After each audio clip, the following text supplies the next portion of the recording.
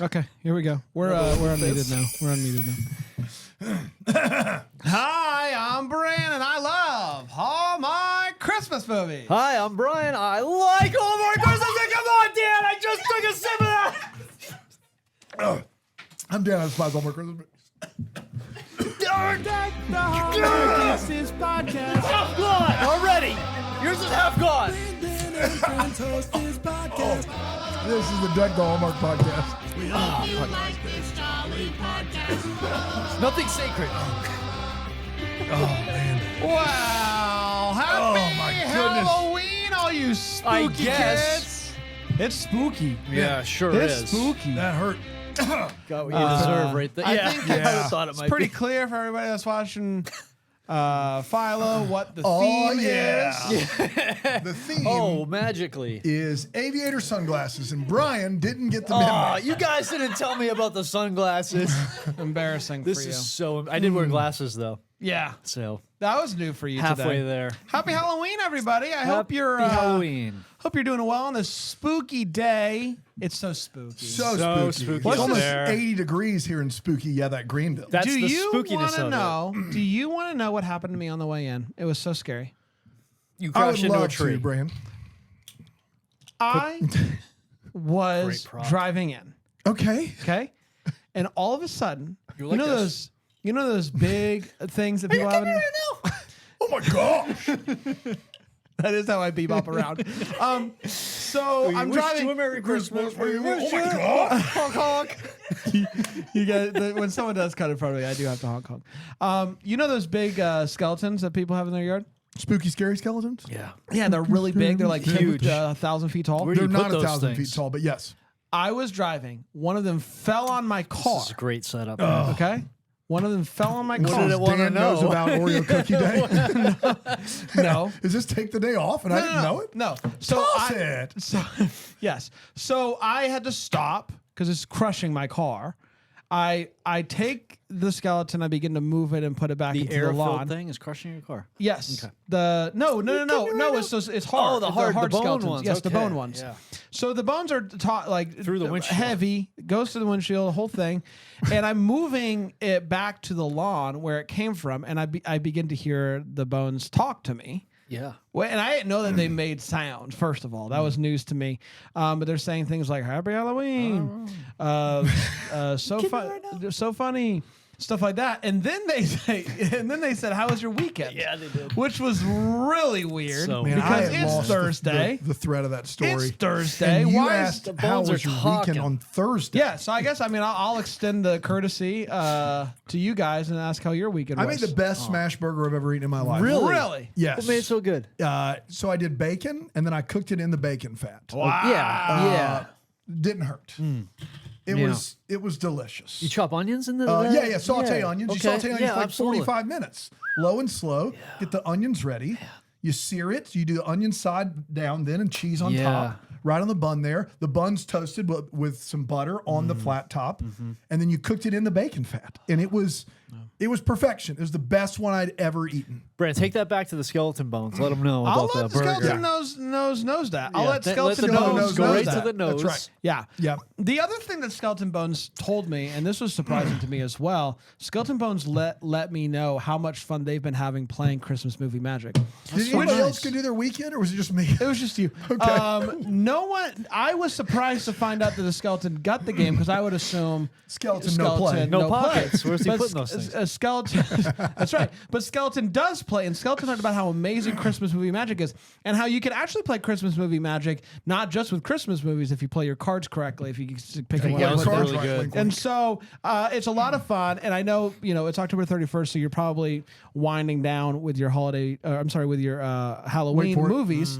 But you can for next Halloween you could play this game as well and just get rid of some of those festive cards. But nonstop Christmas movies to the end of the year on Philo means perfect time for you to play Christmas Movie Magic. It's a ton of fun. DeckTheHallmark.com/game. We're really excited about this game in case you can't tell. So please pick yourself up a copy, and a coffee. Yeah, Get you a absolutely. coffee. Get your coffee. Get you a copy of the game. A copy of the game, and then you can play it all night because you'll be Dan's so undefeated. energized. So it's going to be a lot of fun. Christmas Movie Magic. Billiards champion. How was your weekend? Yeah, it was great, man. I heard all about Dan Smashburger. Yeah. It's hard to compete with that. That is tough. Now it's on my mind. That is tough. Yeah. That is tough. And I just want to say this: just secure your Halloween decorations when you have those giant boys. And I know, It's a like, little PSA. it's Yeah. a little PSA. I know it's October 31st, and you guys are probably going to be taking them down. But you know, it's kind of messed up. And I didn't talk to the owner at all. You know, I just You kinda, just put it right back. Aggressively put it back right where it was. I put it back. No, I You put put it back. back the talking 1,000-foot skeleton decoration. Yes. You took out your ladder. Well, it was Halloween. It's a big day. That's literally the big day for the Halloween. They owe you yeah, one. yeah, of course. They owe you one. They do owe me one. Yeah. Looking at you, Sanders. You do owe me one. Sanders. Let's get to Colonel. the Christmas charade, shall we? Christmas Charade. The charade. The Christmas charade. Originally aired on October 26, 2024 on the Hallmark channel, and it went a little something like this. The movie kicks off with a mysterious situation. A blonde woman is delivering a box containing Santa and a microchip. They flee together, and we discover that this is actually just a TV show that a woman named Whitney is watching while she's eating her cereal in her pajamas, just like me on a Saturday morning, or literally anytime. Her co-worker Rachel is trying to set Whitney up on a date because she thinks that Whitney watches too much TV, which is a bold statement for a movie to make, especially in a movie on a network where they start playing 24/7 Christmas movies 2 weeks before Christmas. We then meet real-life secret agent Josh Dawson. Who Easy for you to say. Josh Dawson. Josh Dawson. Josh Dawson. Josh Dawson. Who works for a detective agency and has been undercover for 6 months with no results. His boss tells him that he's shutting down the operation, but Josh explains that he wants, it's only my brother's name, but Josh explains that he wants to stop a heist involving a necklace called the Heart of Christmas, set to be... Yes, that's right. It's all about baby Jesus. Set to be displayed at a Christmas ball on Christmas Eve. His boss agrees to give him one more chance, but only if he has a partner. So Agent Kiera Tanner is assigned to go undercover as Dawson's girlfriend. Dawson, wearing a green sweater, agrees to meet with Kiera to discuss the case. However, Whitney, who is supposed to be on a blind date with somebody in a green sweater at that same restaurant, sits down with Agent Dawson. He jumps right into discussing the case, and Whitney is bewildered at what is going on. He quickly realizes that she's not who he is supposed to be meeting, but it's too late. They are expected to have dinner with the folks that are going to be throwing the party. So he asks Whitney to just play along. Whitney reluctantly agrees, but immediately fumbles by telling the couple that she's a ballroom dancer between jobs. The woman Patty was pumped when she heard this and asked Whitney if, since she's between jobs, would mind helping plan the ball. The next day, Agent Dawson brings Whitney to his boss, intending to figure out how to remove her from the situation. But the boss sees an opportunity. Whitney has secured regular access to the targets, so she can't drop out now. However, she is going to need some training. There's then a training montage where Whitney initially struggles, but eventually masters everything from backstory to subtle pocket texting. She is ready to go. At Patty and Maxwell Horse's house, that's the couple, Patty gives Whitney the lowdown on the necklace while Dawson snoops around. He's caught by Maxwell, but Maxwell brushes it off and offers him a bottle of wine on his way out. Finding no clues whatsoever, they visit the museum to devise a plan to catch the thieves during the party. The museum guide, who is in on the plan, mentioned that he once got tricked by a fake painting, which gives Whitney an idea. Something that you just wouldn't mention. You know, it's really kind of him. It is really to bring kind that of up. them, yes. But that gives Whitney an idea for a fake necklace. If we can do a fake one, then we can replace it with the real one, or vice versa, whatever. Anyway, they find a woman who makes jewelry in the back of a Christmas store and can whip up a replica in just a few hours. They stay to watch her work, and Dawson is impressed by the results. In the short time before the party, Whitney decorates Dawson's apartment for Christmas because, well, You gotta. The necklace arrives and is kept in a secure area.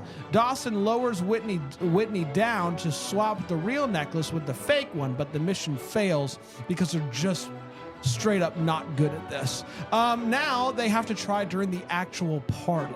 Before the party, though, Whitney has to do a game night with her family, and Dawson agrees to join. The game is Christmas charades. Nervous about meeting a girlfriend's family for the first time, Agent Dawson ends up having fun and winning over the family, who, at the end of the day, are a bit suspicious of these two lovebirds because she changed the time of Christmas. It's super charades. suspicious. man, I No, don't you get can't it. do that. It's party time. When they see each other dressed up, the sparks fly. And at the party, they're about to swap the necklaces when Patty suddenly introduces them for a surprise tango because she's a ballroom dancer. But she does know how to dance, and so they nail it. Then Whitney's dad unexpectedly shows up. While they're talking, the power goes out and the necklace goes missing. They spot a man with a briefcase about to walk out the door, and so they chase him up to the roof. Somebody's on the roof. Reindeer on the roof. Opening the case, they find nothing. This is not good. Looking down, they see the museum director escaping with what they assume is the jewels. And Whitney's parents have been taken hostage. They rappel down and catch them in the van, only to find that her parents have the situation under control. It turns out that her parents used to be in the FBI. What? I know. They explained that they were suspicious about what they were up to after Whitney rescheduled game night. Yeah, of course. You can't do And that. they showed up at the party and quickly figured out what was going on. That's how good they are, despite being out of the game for 30 years. They even secured the real necklace. The movie couldn't end there, though. I mean, it could have, but it didn't. Whitney feels betrayed by her parents and storms off, upset that they ruined the exciting night. Josh follows her and tries to calm her down, telling her that her parents are amazing. And she comes back with, "What do you know about family?" A stinger, given that Josh grew up in the foster system and she knew that. As Whitney mopes around, she realizes the painting that the museum guide mentioned earlier has been stolen. She suspects Patty and goes to confront her, only to end up in danger because Patty is there and she has bad guys with her to capture her. But as they capture her, the FBI storms in, knocking first, I'm sure, and saves the day. It's Christmas Day, and Whitney's parents arrive with gifts and apologies that they don't need to give. She forgives them. Josh shows up, and Whitney gives him a Christmas present, a snow globe of a child by himself with presents. It works, and he gives her a replica of the Christmas necklace. Whitney invites Josh to spend Christmas with the family, and they kiss as the fake snow snows. And that, my friends, was The Christmas Charade. We did it. Let's take a quick break. We'll come back. We'll break this movie down with 4 segments here on Deck the Hallmark. It's so spooky.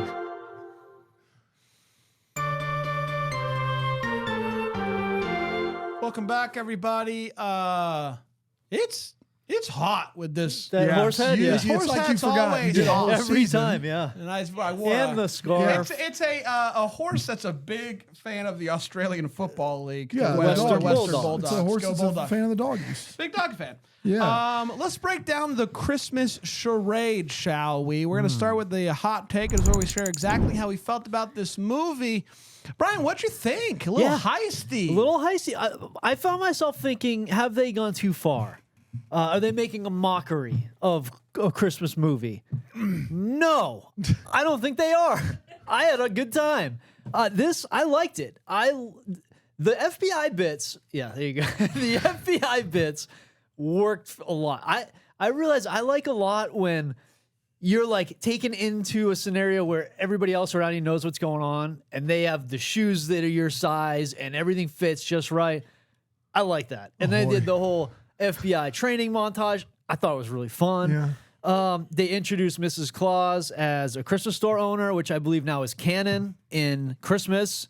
I love that idea. Everybody's like, we're always talking like, what's Mrs. Claus's deal? What's her deal during the off season? I like this This for her isn't the deal. off season. This is the on season. Becca is the real Mrs. Yeah, I think she's a real Miss Claus. And this is her deal. She has a store. It's all And Christmassy. she does art forgeries on yeah, the side. whatever you need, I think she could do. Interesting. Yeah, I like it. I like that idea. The auction ball at the end was, I thought, pretty thrilling. I think they did a really good job with capturing the intensity of that. And then, like, all momentum just off a cliff. Like, the ending, like Brand, you alluded to there, the ending just went on Return just of a the touch King. too It long. was forever. It just, they had such a strong way to end it, and it just fizzled, and it just kept going and going, and they didn't need all that nonsense at the end. Overall, though, I did like it. I had a good time. A few complaints, but a lot of things that I had a good time with. By and large, Brian, I agree with you. I did have a good time with this movie. I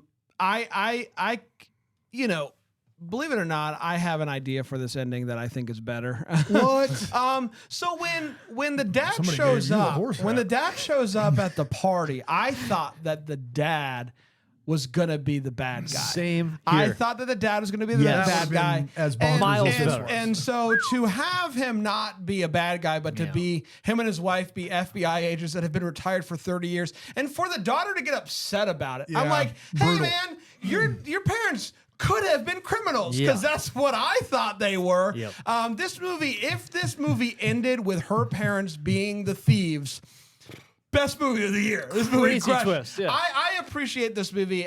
There's a good bit in this movie that throughout it you're like, I don't know about that. A little miss here or there. But I appreciate the attempt of this movie to do a Christmas heist that is silly and fun was a bold choice. I think I would have rather it gone a lit. To your question is, Yes. did this movie go too hard with Christmas Heist? I would say it didn't go quite hard There you go. enough. Now we're I talking. think this movie could have been really good, Yeah. and it wouldn't have taken that many tweaks No. to make this movie a really solid Christmas heist movie. I think it could have done that.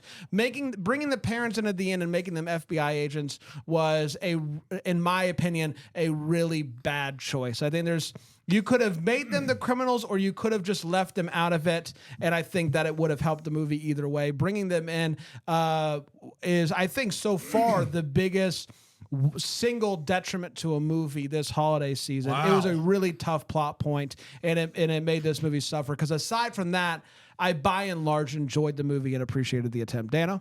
Yeah, I hated this movie. I think my issue is a lot of what both of you are saying, but I didn't get any of the enjoyment out of it. I think if this movie is going to be silly, like I think at times it is inane, like it is like unwatchably silly, it's not silly enough. I know it sounds crazy, but like if you're going to make a movie that's borderline like Police Squad or The Naked Gun, it needs to be full-fledged loony bins crazy. And this movie demands that we take it seriously and have real problems and real parental struggle and identity crises, and that we buy these two people, or at least one of them is an actual FBI agent in that really nice, stylish brick FBI office in New York City. And they don't do either thing with the gas pedal down. And I think that's my issue is you could love have gas. Yeah, sure. You could have made a You're a gas man. legitimate silly heist movie. These two actors, I think, are game for that, but you didn't. I couldn't take any of it seriously, and then it wasn't silly enough for me to laugh at. And then when the parents show up, this thing is fully off the rails, like fully off the rails and not in a fun way. This landed with an absolute thud for me, aside from the Scout movie. I'm not really counting the July movies, but of the movies that have been released during Countdown to Christmas, this is just barely ahead of the Scout movie.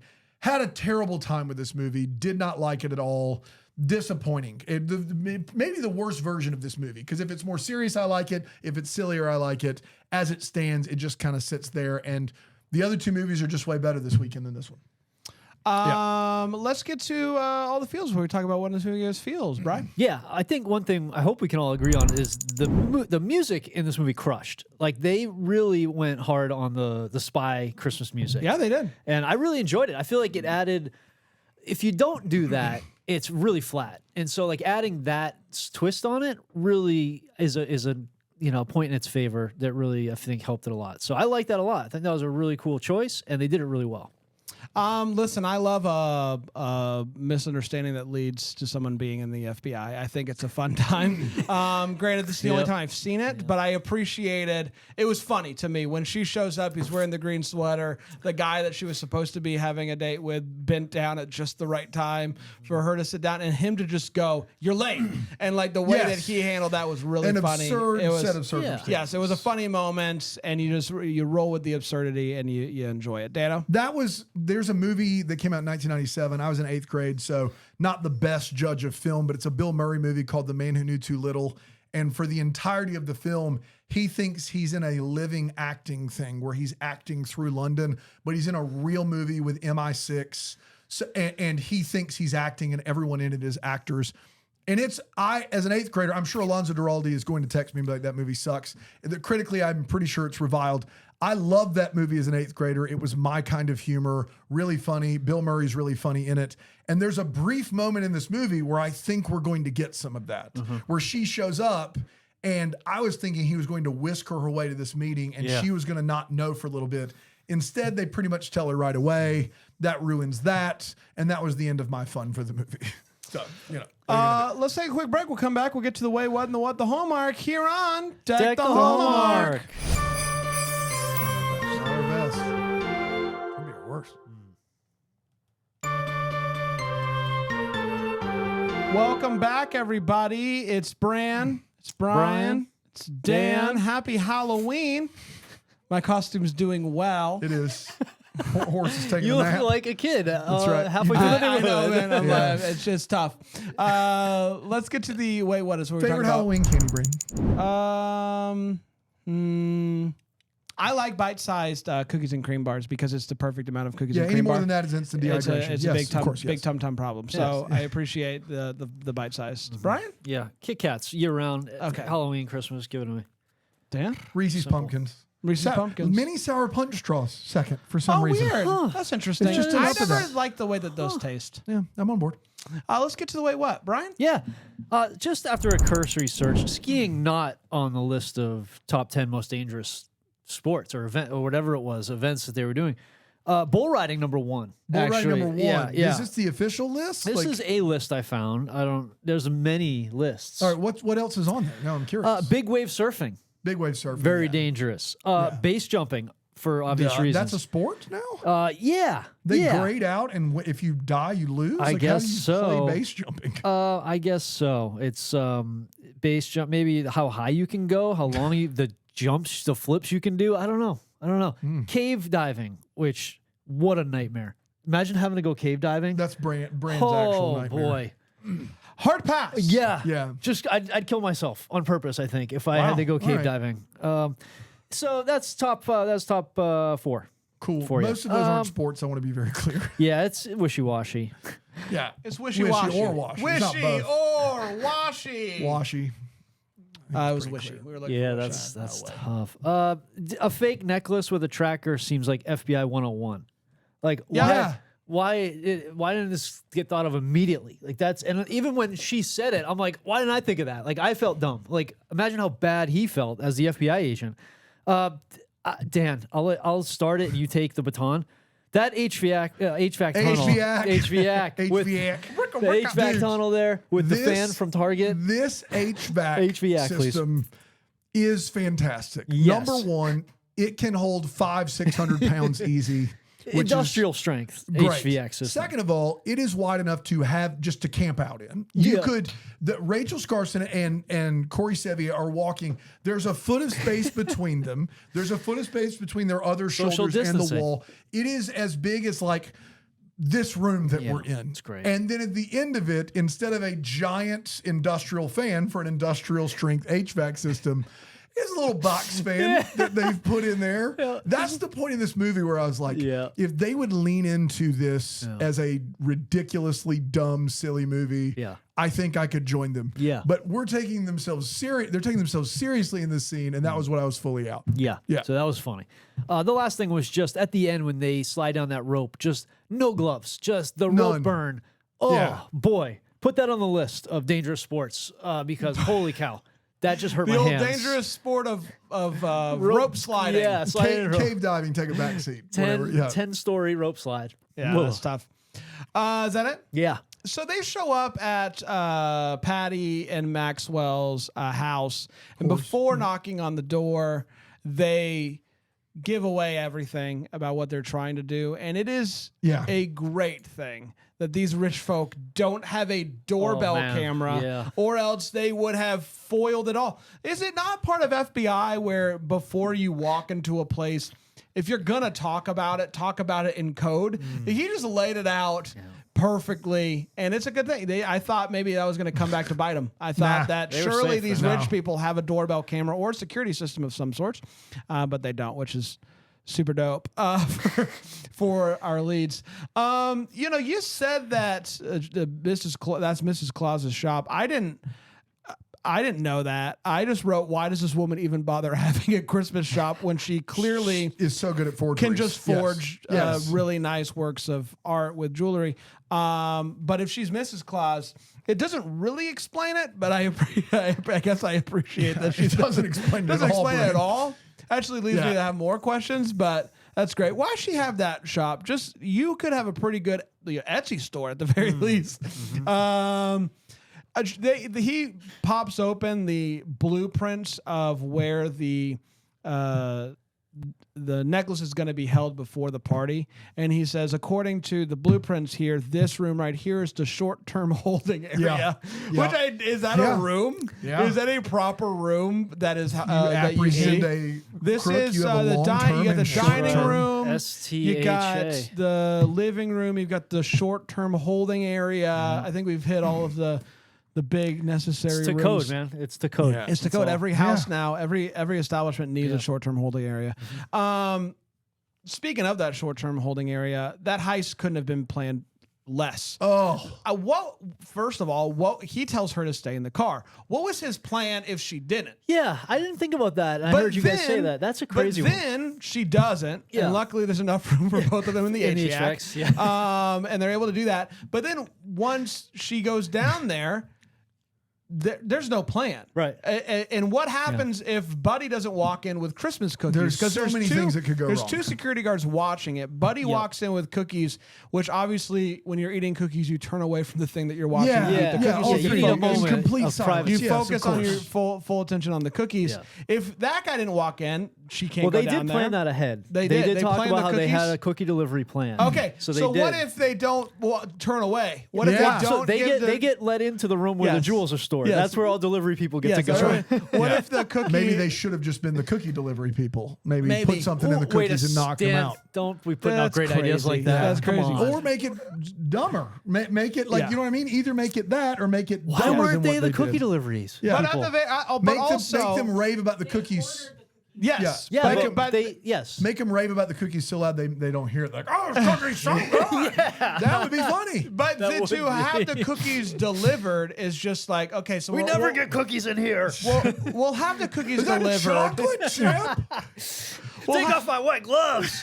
We'll have the cookies delivered because obviously, while eating the cookies, they will be turned towards the wall. Right. Everyone knows that cookie to the wall. Yeah, you gotta be facing north while you're eating your cookies. Everybody knows that. In the short-term storage. But then also, while she's down there, she is hunched hiding, down, and then she's like, "Pull me up." Just grab it. On the way up, because it worked. They didn't get caught. Necklace, she could have just grabbed it on the way up. It was a poorly planned heist from start to say finish, the least. Last but not least, it's the game night, everybody, and it's a prepone situation where instead of a postpone, they moved it up. And that set off all kinds of red flags. That's enough. Yeah. You would never move game day back, much less up. So that's a mess. But she should have known better. After they play charades, mom and daughter have a talk. They played charades? Yeah. Yes, believe it or not. Charades. Where the mother and daughter have a talk that takes place where all mother and daughters talk, which is the countertop. Both of these women are just sitting on the countertop, and the dad comes around, and I thought the dad was going to hop up on the countertop. It's just what the family does. It's just what the family has all family their rap sesh. It's countertop sesh. FBI thing. If one of you wants to sit on the countertop, I still think it's a little bit crazy, but that's fine. To have two people sitting on a countertop. And you know what she was resting her feet on? A chair. She was resting her feet on the chair. You could have just flipped it and reversed it and sat on the chair. Feet on the counter. No. You don't sit on, if you want to sit on a countertop, that's fine. But once more than one person does it, it becomes a problem. That's my opinion on the matter. Yeah, I'm worried about the stone at that point. Like, I don't know. That seems risky. When the granite countertops were installed in our house, they specifically said, this looks like a solid surface, but you shouldn't sit on it. Yeah. Like literally was told to me.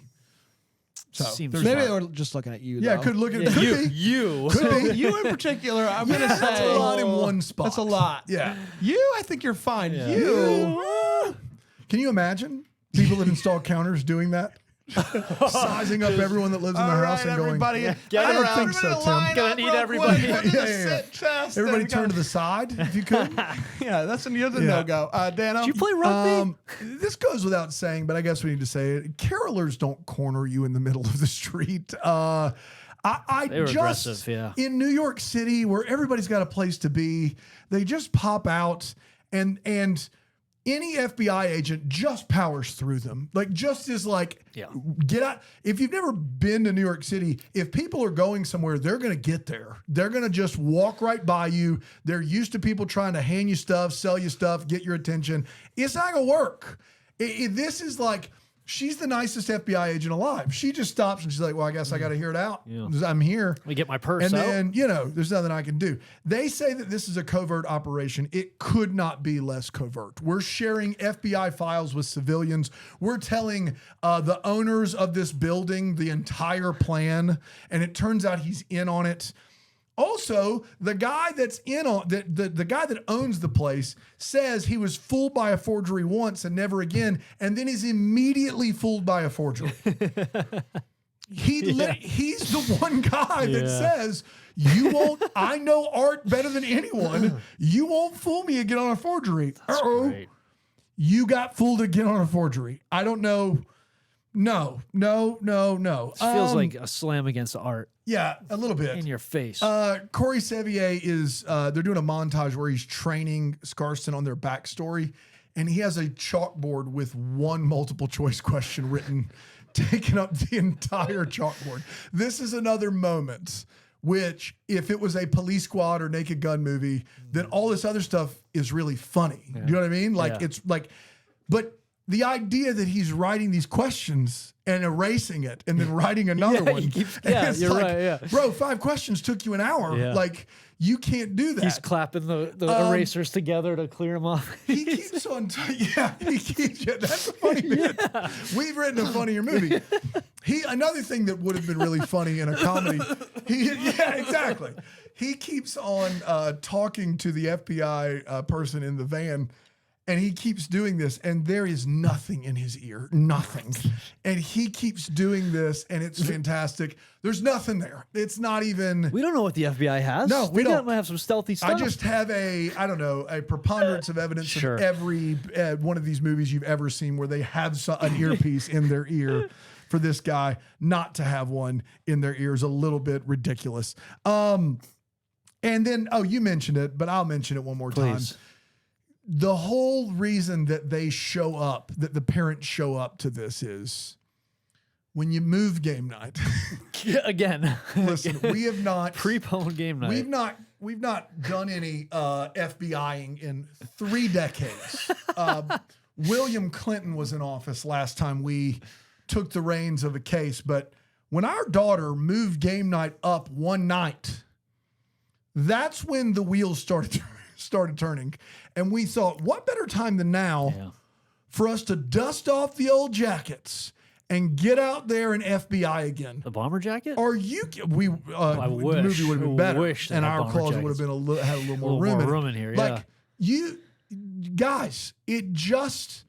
And as bad as that was, if they had revealed that and the daughter would have been like, this is so cool, and they would just kiss, the movie would have been way better. But we continue to make mistakes that compound as the movie goes along. Yeah. But that one was a real doozy. When you moved game night up a night, we knew that there was a sting happening. Yeah. I Yeah, I know that there was other things that happened after that, but that being the thing that got the ball rolling was just bonkers new. I did not like that one bit.